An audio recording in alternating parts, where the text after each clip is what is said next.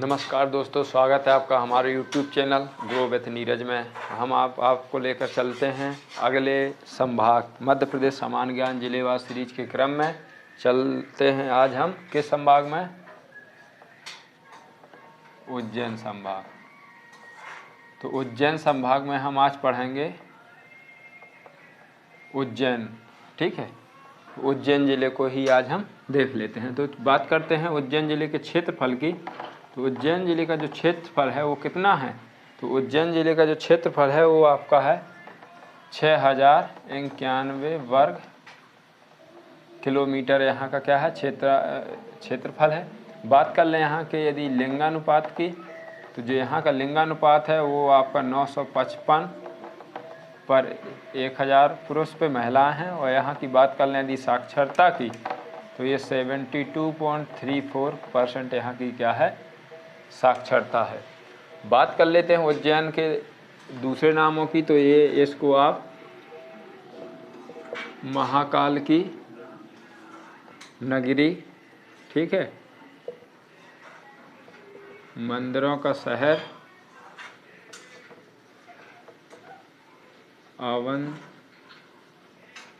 अवंतिका, अमरावती,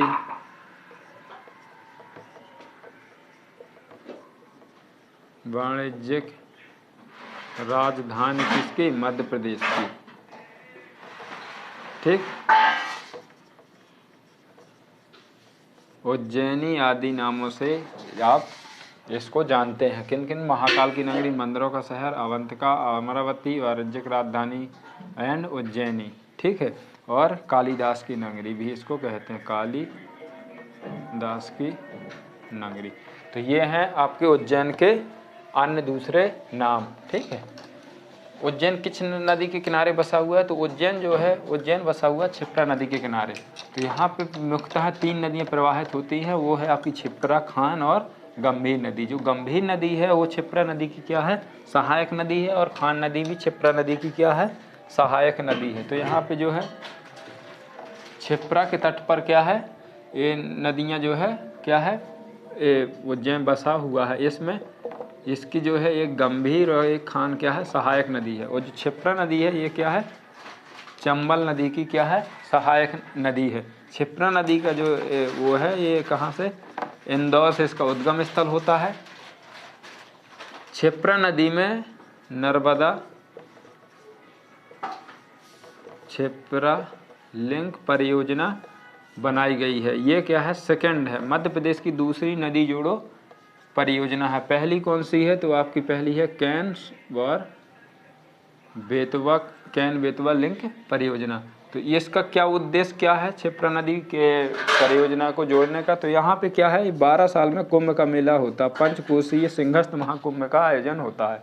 क्षिप्रा नदी में क्या होता है? 365 दिन जल नहीं रहता, ये क्या है? सूख जाती है। तो इसमें क्या है? 365 दिन जल प्रवाह के लिए नर्मदा नदी से क्षिप्रा नदी में क्या है? पानी को छोड़ा जाता है। ठीक, तो ये यहाँ की कौन सी है?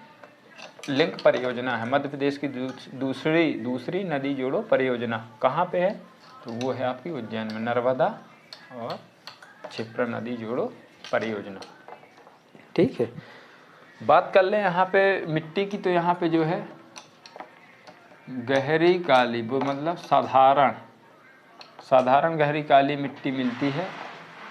यहाँ पे गेहूँ, सोयाबीन और मटर की क्या होती है? खेती होती है। भौगोलिक यदि स्थिति से देखा जाए तो ये क्या है? मालवा के पठार में क्या है? स्थित है। उज्जैन किस में है? तो मालवा के पठार में स्थित है। मालवा के पठार से जुड़ा हुआ एक क्वेश्चन बहुत पूछा जाता है कि मालवा के पठार में शाम के वक्त चलने वाली हवाओं को क्या कहते हैं? जो ठंडी हवा कहते हैं, तो इनको स्वब ए मालवा के नाम से जाना जाता है। ठीक है, तो और बात कर लें यहाँ के बात वन की। तो ये क्या है? मध्य प्रदेश में सबसे कम वन क्षेत्र वाला ये जिला है। मध्य प्रदेश में सबसे कम वन क्षेत्र है, तो किस जिले में है? आपके उज्जैन में है। ठीक है, चलिए बात कर लेते हैं हम यहाँ पे उद्योग की। तो उद्योग में देखेंगे तो यहाँ पे कृत्रिम रेशे का कारखाना है। कृत्रिम रेशे का कारखाना कहाँ पे है आपका? नांगदा में है। यहाँ पे क्या है? सरकारी चीनी मिल भी आपकी कहाँ पे है? उज्जैन में है। यहाँ पे सोयाबीन संयंत्र कौन सा है? एशिया का सबसे बड़ा सोयाबीन संयंत्र है। कहाँ पे आपका? उज्जैन में। ठीक, ये यहाँ के क्या है? कारखाने हैं। यहाँ पे हीरामल सूती कपड़ा मिल भी है। ठीक, यहाँ पे क्या है? खनिज, कोई विशेष प्रकार से खनिज का पाया जाना उज्जैन में नहीं है। यहाँ पे 2013 में आकाशवाणी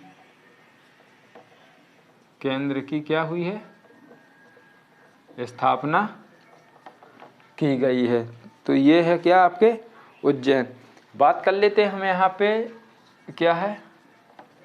पुलिस प्रशिक्षण अकादमी भी है। जो नव आरक्षक होते हैं उनको यहाँ पे प्रशिक्षण दिया जाता है। मध्य प्रदेश की जो है मलखम्बवा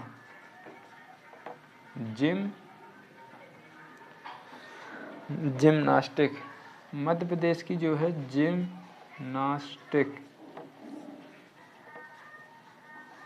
अकादमी भी आपको देखने को मिलेगी। कहाँ पे?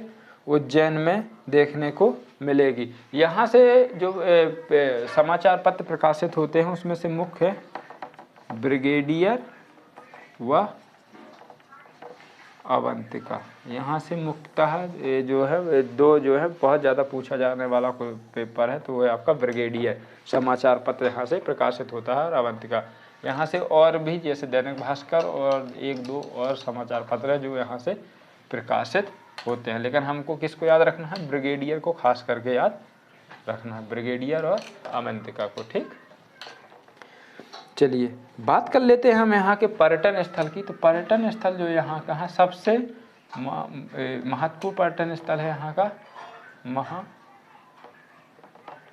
मंदिर। महाकाल मंदिर ये जो है 12 ज्योतिर्लिंगों में से एक यहाँ के ज्योतिर्लिंग है, जो यहाँ पे बहुत ही प्रसिद्ध मंदिर है महाकाल मंदिर। इसी के प्रांगण में अभी हाल ही में मोदी जी ने महाकाल लोक का लोकार्पण किया हुआ है। तो आप यदि ये क्वेश्चन आता है तो आप इसको जरूर याद रखेंगे। महाकाल मंदिर के बाद यहाँ पे आपको भृगुहरि की गुफाएं भी देखने को मिल जाएंगी। यहाँ पे अगला जो तीर्थ है वो मंगलनाथ है। मंगलनाथ को क्या है? पृथ्वी का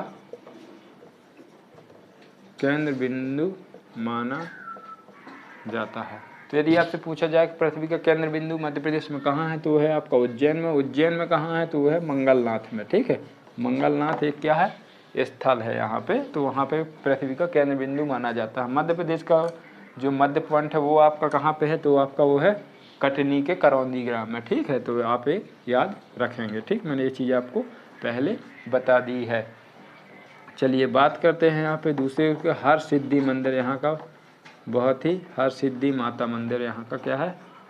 बहुत ही प्रसिद्ध मंदिर है। ठीक है, चलिए और यहाँ के जो है संदीपनी आश्रम यहाँ का बहुत ही फेमस जगह है। कौन सी? संदीपनी आश्रम। इस्कॉन मंदिर एक यहाँ का, और वो है 24 खंबा।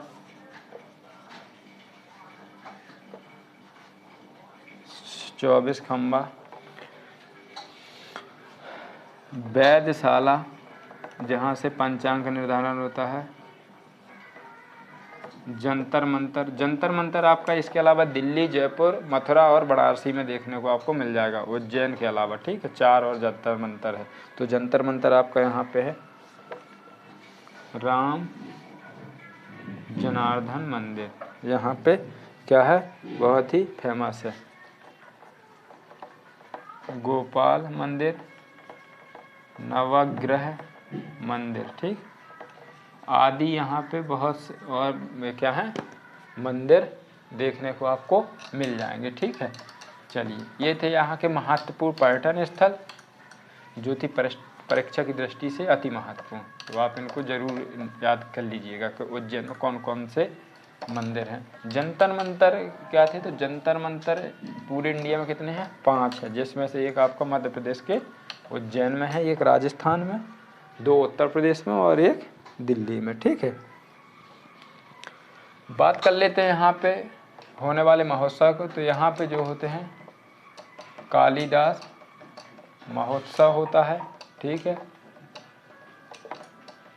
शिव महोत्सव होता है और मालवा महोत्सव होता है। और यहाँ पे श्रावण मास में महाकाल सवारी का आयोजन क्या है, प्रसिद्ध है। ठीक है, यहाँ पे 12 वर्ष के अंतराल में क्या है, सिंहस्थ महाकुंभ का आयोजन होता है। और 4 और कुंभ कहाँ कहाँ लगते हैं, तो एक आपका हरिद्वार में लगता है, एक आपका नासिक में, एक आपका प्रयागराज इलाहाबाद, जिसका नाम बदल करके प्रयागराज रखा गया है। तो 4 कुंभ यहाँ लगते हैं, तो मतलब टोटल 4 कुंभों का आयोजन हमारे मध्य प्रदेश उसमें इंडिया में किया जाता है। एक तो आपको उज्जैन, नासिक, हरिद्वार और प्रयागराज, प्रत्येक में 4-4 साल का अंतराल होता है। तो यहाँ पे 12 साल में क्या होता है, कुंभ का आयोजन हो जाता है। ठीक है, चलिए बात कर लेते हैं यहाँ पे सबसे कम वन है, यहाँ पे सबसे ज़्यादा क्या है, अनुसूचित जाति। ठीक है, यहाँ पे क्या है, सर्वाधिक निवास। यदि आपसे पूछा जाए सर्वाधिक अनुसूचित जाति वाला जिला कौन सा है, तो आपका कौन सा है, आपका ये है उज्जैन जिला है। ठीक है, यहाँ पे एक स्थान है कायथा।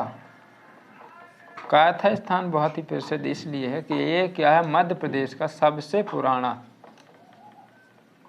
ताम्र पाषाण के लिए क्या है, प्रसिद्ध है। यदि आपसे पूछा जाए मध्य प्रदेश का सबसे पुराना ताम्र पाषाण स्थल कौन सा है, तो वो है कायथा। और कहाँ पे है, तो ये है आपका उज्जैन में। ठीक, ये थे उज्जैन के बारे में तथ्य। चलिए बात करते हैं इसमें हम अगले तथ्य की। यहाँ से कुछ प्रसिद्ध हस्तियों का संबंध उज्जैन से रहा है, उनमें से खास है, तो उनमें से जो खास है आपके, एक तो कालिदास जी का संबंध यहाँ से है। ठीक है, बराह मेहर जी का यहाँ से,